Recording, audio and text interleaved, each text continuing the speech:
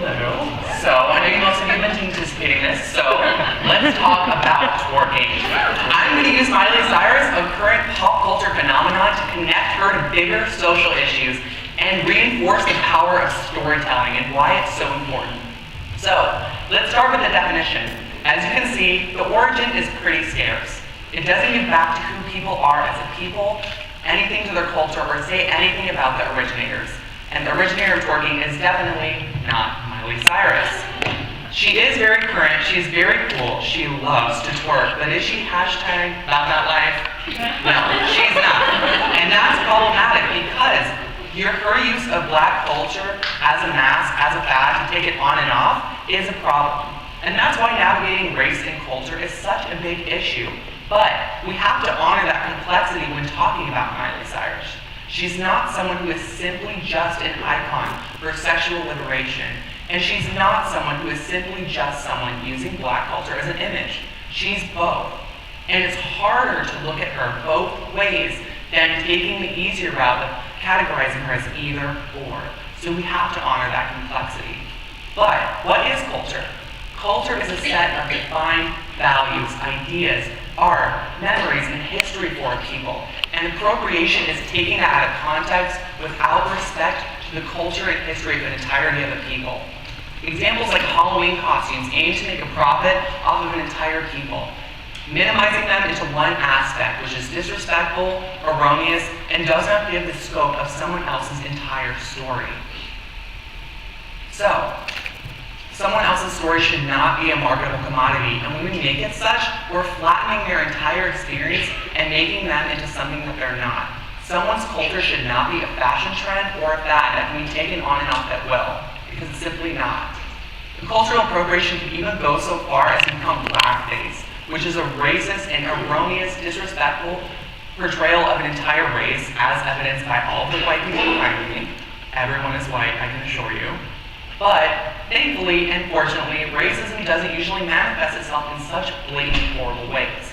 Still, casual racism still matters because it feeds back into systems of oppression that reapply and reaffirm injustice that connects to people throughout the entire world. Still, does talking about this really matter? Is it just a related costume?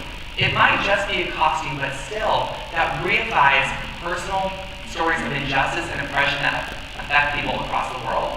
Whether that's stigma, feelings of subordination and injustice, economic impacts such as loss of jobs, these are chronic, lifelong, and often inescapable consequences for people who are used to having their culture and identities dishonored.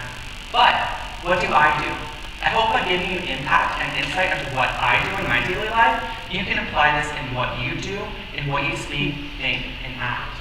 So, I like to ask questions, lots of questions. And I hope because I'm curious and coming from a space of love, curiosity, and respect, I hope to be progressive and connect to people on a deeper human level, finding out things about them that I've never known because I've never experienced their culture. I've also learned to be quiet, about utilizing the art of listening and tapping into my silence.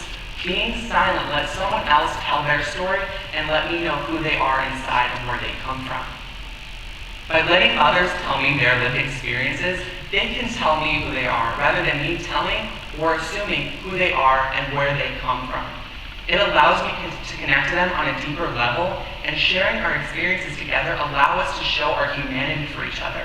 I use websites like Tumblr, online magazines like Rookie, and watch television shows like the Melissa Harris Perry program, which all reify the importance of the power of storytelling and why it impacts us so well in our career and culture.